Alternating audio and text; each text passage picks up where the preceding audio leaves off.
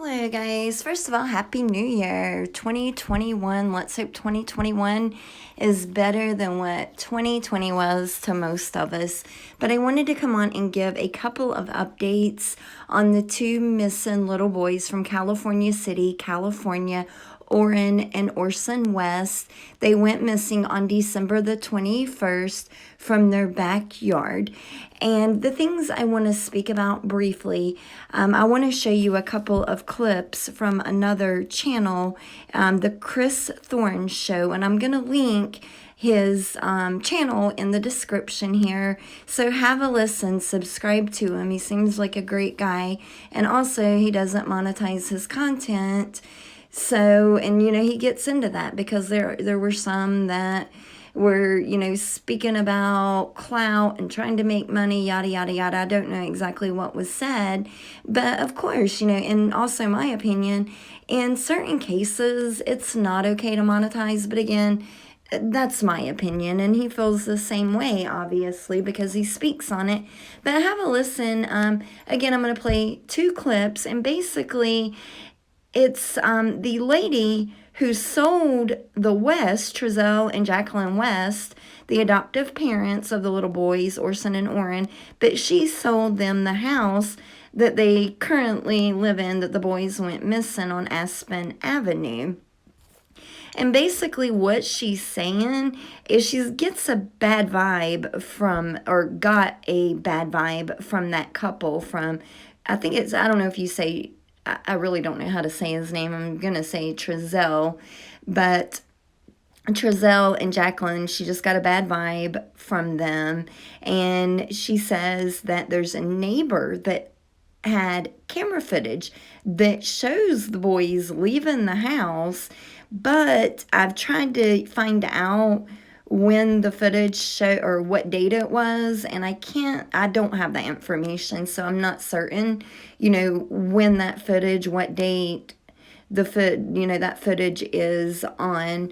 But nonetheless, have a listen to the clip. It's two very short clips, and again, I'm gonna link his channel in the description, Chris Thorne Show, and you guys can go over, listen to the video or the interview with her in its entirety.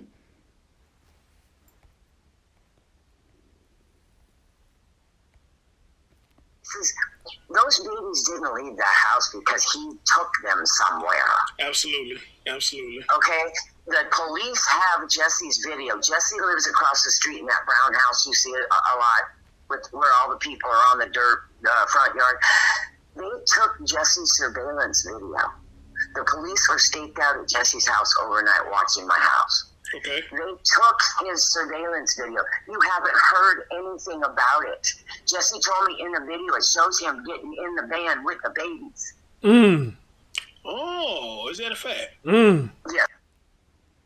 It's very interesting how, she's saying that she spoke with the neighbor across the street, and Jesse is his name, and he said that he's turned over some footage to law enforcement that shows the babies getting into the van.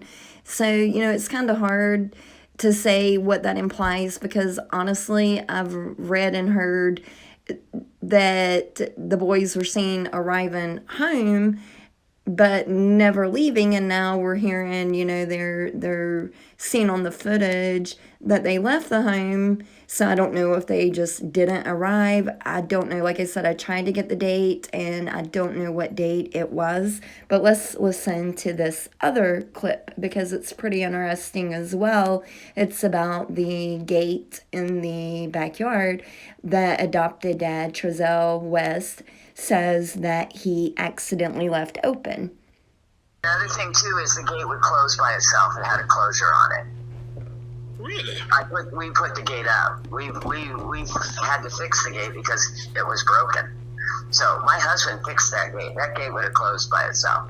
There was nothing out there in that backyard. So another interesting thing is she's saying that once you open the gate, it's got the latch on it, it automatically closes, kind of like hotel room doors where you don't have to pull them shut, they automatically swing closed. So, again, very interesting. She's saying her and her husband had to put this on because the gate was broken, or I guess the latch. And so, but Trezelle's saying he left this gate open, but she's saying that it was pretty much a self-latch and self-closing gate. And then I also, and this was just a few hours ago, on a discussion page in Facebook, that the police just came by this person's house asking to search each room for the boys. So that's good. You know, it's something I wish they would have done before, obviously. But nonetheless, you know, they're doing it now. They did knock on doors before, but I don't think they had asked to actually come in to search for the boys. So it is nice to know that that's getting done now. But then again, it kind of tells me, do they not have enough evidence, information to make anything stick? And that's why they're wanting to go into these houses. And then this poster says that they live about a quarter of a mile from where the little boys went missing, from Orrin and Orson's house on Aspen Avenue. And remember, we were all talking about the footprints. You know, why are we not seeing footprints? Well, thank you. Well, first of all, thank you, Jamie, because I've asked you a lot of questions, but more importantly, thank you for going out there, for taking your time, and for searching for these two little boys. But she explained the dirt.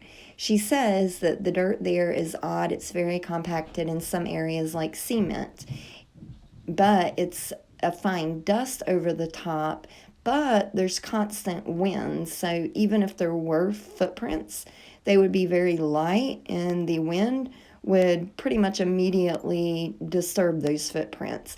But with these little boys being so low in the weight, like 30 pounds, I think it is, I doubt that they would have had footprints anyway. But still, the chalk is really big for me because, again, I didn't see any chalk marks. If they were out there drawing, we should see that on the patio. And then right here she addresses, because I had a question about the chalk, if it had rained. I showed you guys in another video, I brought up the weather, and it did not rain per what I had researched, and she's confirming it did not rain. But she says it did not rain until Christmas Eve. They get a lot of winds, but as far as chalk, she still